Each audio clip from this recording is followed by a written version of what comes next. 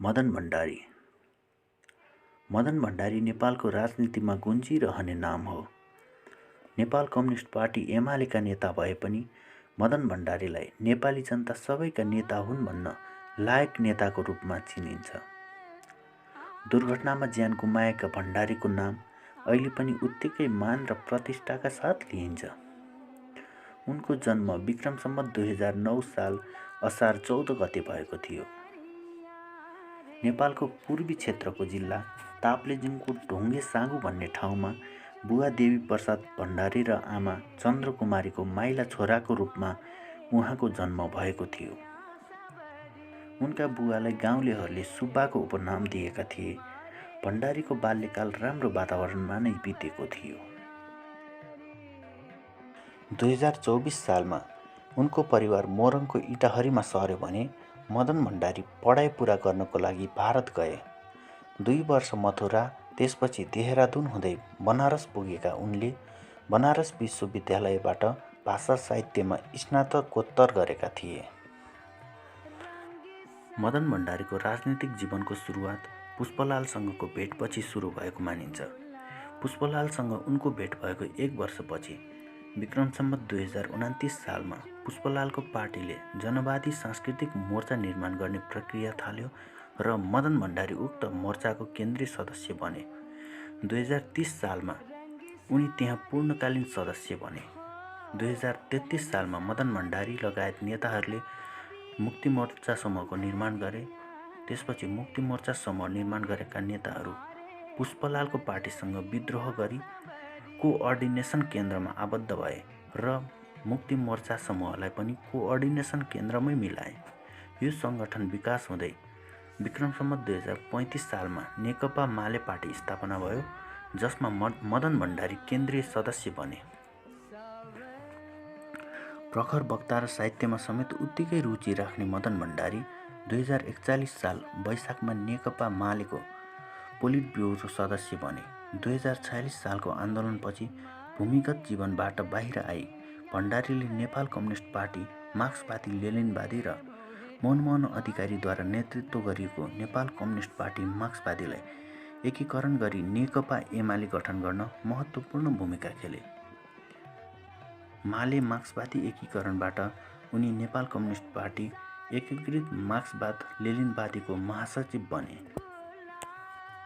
बहुदलीय जनवादको नीति प्रतिपादन गरेका उनी 2048 सालको संसदीय निर्वाचनमा नेपाली काङ्ग्रेसका तत्कालीन सभापति एवं अन्तरिम प्रधानमन्त्री कृष्णप्रसाद भट्टराईलाई पराजित गरी काठमाडौँ क्षेत्र नम्बर 1बाट प्रतिनिधि सभा सदस्यमा निर्वाचित भए। 2046 सालमा बहुदल आउनुभन्दा पहिले पार्टीका केही मान्छेले मात्र चिन्ने मदन भण्डारीलाई सबै जनताले चिन्न थाले। बहुदल आएपछि भूमिगत जीवनबाट बाहिर आएका उनको भाषण सुन्न टाढा टाढाबाट समेत मान्छेहरू जम्मा हुन्थे। मदन भण्डारीको भाषण भन्नासाथ 1 घन्टामै हजारौं जनताहरू खुल्ला मञ्चमा जम्मा हुन्थे। सरल, मिठासपूर्ण र अनुप्रासयुक्त ठेट भाषासँगै कठोर राजनीतिक शब्दावलीमा भाषण गर्ने भण्डारीका भाषणका हरेक बुँदामा ताली र चिट्ठी बज्थ्यो। तत्कालीन समयमा राजालाई नै चुनौती दिन सक्ने खुबी भएका प्रखर वक्ता भण्डारीको भाषण जादुमय हुन्थ्यो। विश्व प्रसिद्ध अमेरिकी पत्रिका न्युज विकले प्रशंसा गर्दै Karl Marx live in Nepal भनेर मदन भण्डारीको अन्तर्वार्ता नै छाप्यो। 2047 साल चैत 5मा काठमाडौँमा आयोजित चुनावी सभामा मदन भण्डारीले गरेको भाषणको केही अंश। हामीले त यो भनेका छौँ जुन त्रिपक्षीय सम्झौता हो, त्यो त्रिपक्षीय सम्झौतालाई पालन गरेर ढुक्कसँग कुनै हात नलम्काइकन, आँखा नचम्काइकन राजा यदि बसिरहन्छन् भने अहिले हामीलाई केही आपत्ति छैन। राजा मान सम्मान पाएर बसिरहन्। यो कुरा सुन्दाखेरि, यो कुरालाई हामीले बाहिर अभिव्यक्त गर्दाखेरि धेरै ठाउँबाट हाम्रा केही कम्युनिस्ट आन्दोलनभित्रकै मित्रहरूले हामीलाई भनेका छन्, यिनीहरू त राजावादी भए। अब मैले यसको ठाउँमा धेरै खण्डन गरेको छु र म यहाँ पनि 2 शब्द के राख्न चाहन्छु भने अहिले यो शक्ति सन्तुलनको स्थितिमा, वर्ग सङ्घर्षको स्थितिमा राजाले शान्तिका साथ हक अधिकार र राजनीतिक अधिकारका कुराहरू जनतालाई सुम्पिएर मान सम्मानको उपभोग गर्दै यस ढङ्गले बसिरहन्छन् भने अहिले हामीलाई कुनै आपत्ति छैन भनेका हौँ। र यो भन्दाखेरि अर्थात् राजासँग सम्झौता गर्दाखेरि हामी अराजावादी भएका छैनौँ, हामी राजावादी होइनौँ। नोट गरेर राखे हुन्छ पत्रकार।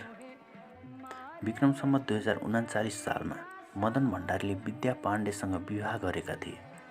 उनीहरूबाट उषा किरण र निशा कुसुम नामकी 2वटा छोरीहरू जन्मिए। आफ्नो राजनीतिक यात्राको सपनालाई मूर्त रूप दिन नपाउँदै भण्डारीको 2050 जेठ 3 गते चितवनको डाँसढुङ्गामा रहस्यमय दुर्घटनामा मृत्यु भएको थियो। दुर्घटनाको अनुसन्धानको लागि थुप्रै आयोग तथा समिति गठन भए तापनि सत्य तथ्य हालसम्म पनि बाहिर आउन सकेको छैन। अल्प आयुमै निधन भए तापनि मदन भण्डारीले आफ्नो पहिचान बनाएर गए। उनको पार्टी मात्र नभएर आम जनताले समेत उनलाई आजसम्म सम्झिरहन्छन्। नेपाली राजनीतिमा उनको योगदान अतुलनीय छ। लेनिनको सबैभन्दा पहिला संसारमा स्थापित गरेको सोभियत समाजवाद असफल भएर विश्व कम्युनिस्ट आन्दोलनले गम्भीर धक्का खाइरहेको बेला पनि मार्क्सवादको सृजनात्मक प्रयोग गर्दै नेपालमा जनताको बहुदलीय जनवादको सिद्धान्त प्रतिपादन गरे। मदन भण्डारीकी श्रीमती विद्यादेवी भण्डारी हाल नेपालको राष्ट्रपति हुनुहुन्छ र मदन भण्डारीको अभाव आज पनि नेपाली जनताले महसुस गरिरहेका छन्। समय अभावले काम गर्न पाइएन भन्नु केवल एउटा बहाना मात्र हो। मानिसमा इच्छा शक्ति र दृढता भयो भने उनीहरू त्यो समय अनुसार चल्छन् र त्यो समयलाई नै आफ्नो प्रभावमा पार्न सक्छन्। ठिक त्यसै गरी जसरी मदन भण्डारी छोटो आयु बाँचे, तर त्यो छोटो आयुमा उनले देखाएको इच्छा शक्ति र साहसले उनी नेपाली राजनीतिमा अमर नेता बनेर रहिरहनेछन्।